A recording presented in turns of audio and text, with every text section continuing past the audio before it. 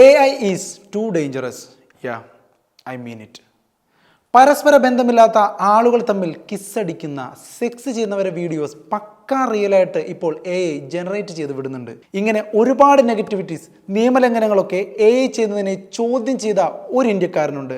മുൻ Open AI ഗവേഷകൻ കൂടിയായിരുന്ന സുചിർ ബാലാജി. ലിങ്ക്ഡിൻ പ്രൊഫൈൽ പ്രകാരം 2020 നവംബർ മുതൽ 2024 ഓഗസ്റ്റ് വരെ ഓപ്പൺ AIയിൽ ജോലി ചെയ്ത 26-കാരനായ സുചിർ ബാലാജി AIയുടെ മോശം പ്രവണതകളെക്കുറിച്ച് ആശങ്ക പങ്കുവെച്ച് ആ സ്ഥാപനത്തിൽ നിന്നും റിസൈൻ ചെയ്തതാണ്. അതിനുശേഷം ലോകത്തോട് ChatGPT ഇന്റർനെറ്റിന് ഏറെ ദോഷം ചെയ്യുമെന്നും AIയുടെ അനാവശ്യ ഉപയോഗങ്ങളെക്കുറിച്ചെല്ലാം സുചിർ ബാലാജി എക്സിലൂടെ പങ്കുവച്ചിരുന്നു.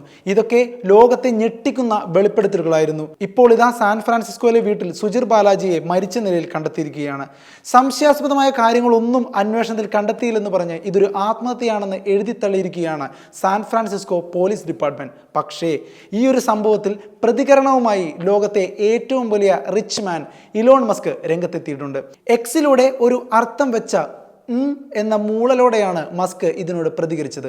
ഓപ്പൺ AI CEO സാം ആൽട്ട്മാനുമായി ഇലോൺ മസ്കിന് നല്ലൊരു ഫ്രണ്ട്ഷിപ്പ് ആദ്യം ഉണ്ടായിരുന്നു. പക്ഷേ പിന്നീട് ഇരുവരും ശത്രുക്കളായി മാറി. ബിക്കോസ് ഇവർ രണ്ടാളും ചേർന്നാണ് 2015 ഓപ്പൺ AI സ്ഥാപിച്ചത്. എന്നാൽ 3 വർഷങ്ങൾക്ക് ശേഷം മസ്ക് ഓപ്പൺ AI വിട്ട് മറ്റൊരു AI സ്റ്റാർട്ടപ്പായ XAIയിലേക്ക് തിരികെയായിരുന്നു. So he knows Open AI CEO Sam Altman ആരാണ്, എന്താണ്, അയാൾ വിചാരിച്ചാൽ എന്തൊക്കെ സംഭവിക്കുമെന്നൊക്കെ കൃത്യമായിട്ട് മസ്കിനറിയാം. അതുകൊണ്ടാവാം മസ്ക് കൂടുതലൊന്നും വെളിപ്പെടുത്താതെ ചുരുക്കം വാക്കുകളിൽ റെസ്പോൺസ് അറിയിച്ചത്. നവംബർ 26 നടന്ന സംഭവത്തിൻ്റെ റിപ്പോർട്ട് ഇപ്പോഴാണ് പുറം ലോകം അറിയുന്നത്. അപ്പോഴാണ് മസ്ക് തൻ്റെ റെസ്പോൺസും അറിയിച്ചിരിക്കുന്നത്. ജസ്റ്റ് പക്ഷേ ആ ഒരു പലതും ഒളിഞ്ഞിരിപ്പുണ്ട്. എങ്ങനെ ബാലാജി മരണമടഞ്ഞു എന്നതിൻ്റെ രഹസ്യങ്ങളടക്കം. പക്ഷേ നമുക്കൊന്നും ചെയ്യാൻ പറ്റില്ല. The case is closed. We are so helpless. That's why I said AI is too dangerous. സൂക്ഷിച്ചുപയോഗിക്കുക.